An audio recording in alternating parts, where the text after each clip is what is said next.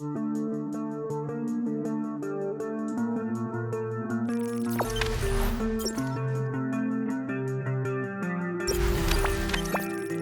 Hartono sebut Sriwijaya FC tak hanya melawan 11 pemain setelah kalah dari Persis Solo di Liga 2. Sriwijaya FC gagal memastikan satu tiket ke babak semifinal Liga 2 Indonesia. Hal tersebut tak lepas usai kekalahan Sriwijaya FC atas Persis Solo dengan skor 2-0. Dengan kenyataan ini, Sriwijaya FC harus menentukan nasibnya saat menjalani pertandingan terakhir kala berhadapan dengan Ras Cilegon FC. Keputusan wasit yang memimpin jalannya pertandingan Sriwijaya FC versus Persis Solo di Stadion Pakansari Bogor Minggu 19 Desember 2021 menuai kritik dari para penggawa klub berjuluk Laskar Wangkito. Kritik disampaikan langsung oleh Dedi Hartono usai Sriwijaya tumbang 0-2 dari Persis Solo. Menurutnya, wasit yang memimpin jalannya laga Sriwijaya FC versus Persis Solo bertindak tidak adil, terkhusus di menit-menit akhir babak pertama, di mana wasit memberikan hadiah tendangan penalti kepada Laskar Sambernyawa. Putusan tersebut seusai bek Sriwijaya FC, Obed Hoiri dinilai mendorong striker Persis Solo Ferdinand Sinaga di daerah terlarang. Awalnya, para pemain Sriwijaya FC sempat memprotes keputusan tersebut.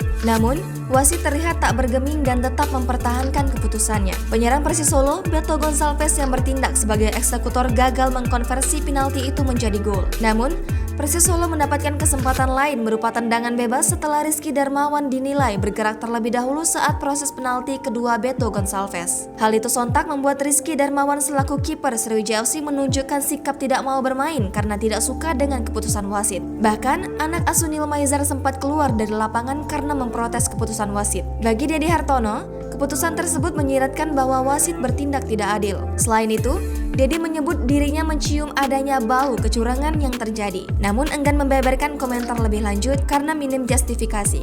Pelatih Sriwijaya FC, Nil Maizar menuturkan wasit tidak menjalankan aturan pertandingan sebagaimana mestinya. Dia bahkan mengaku malu melihat wasit yang memimpin jalannya pertandingan Sriwijaya FC versus Persis Solo. Nil Maizar sekaligus mengingatkan akan adanya karma bagi mereka yang berbuat tidak baik.